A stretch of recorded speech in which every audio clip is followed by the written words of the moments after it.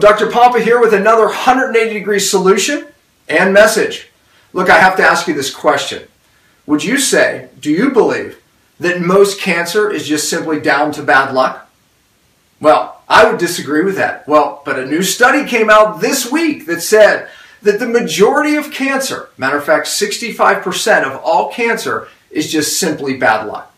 Well, that's according to a new study. Matter of fact, the study goes on to say that it's simply DNA mutations in stem cells that are responsible, and partly to heredity, which is simply DNA, and environmental factors at the end. Well, did these scientists ever ask themselves what's causing these mutations? Did they ask themselves, really, well, how do cancer rates increase, in societies that do more toxic-related lifestyles? So did they ask themselves that? Look, I've been in a society in Africa, in a culture that literally just came out of the mountains into the bush, and they literally didn't have words for most of the degenerative diseases that we see here in this country, including cancer. How do they explain that by titles like that? Well, look, I think the bottom line, with a title like that, they put this out into the news feeds, right? Into the media. And it really just gives people the exact food for what they already believe.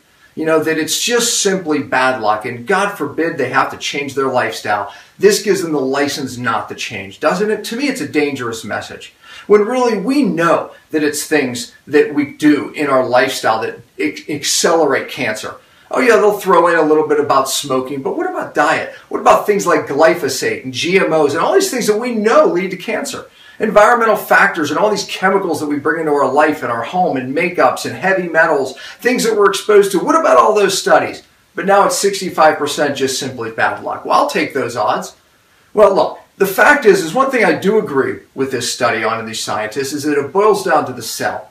You have to fix the cell to get well, whether it's cancer or any condition. The body has an innate ability to heal itself. Yeah, these mutations occur, but it is things that we need to get out of the cell, true cellular detox, and therefore we can start duplicating cells better. This is cellular healing at its finest. To me, the study really shows what we're talking about and teaching is in fact the answer. You have to detox a cell to get well. You have to get a cell well to get well, period.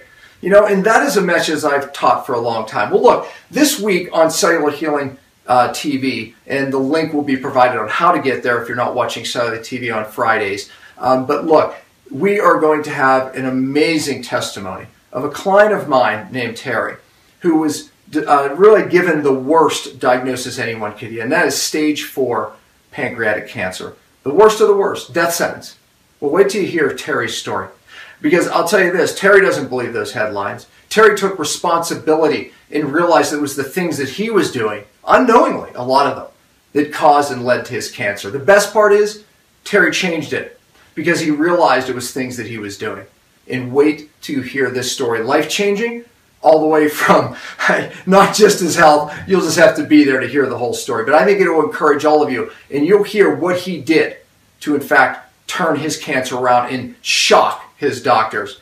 So join us on Cellular Healing TV on Friday. Can't wait to see you there for a life-changing message.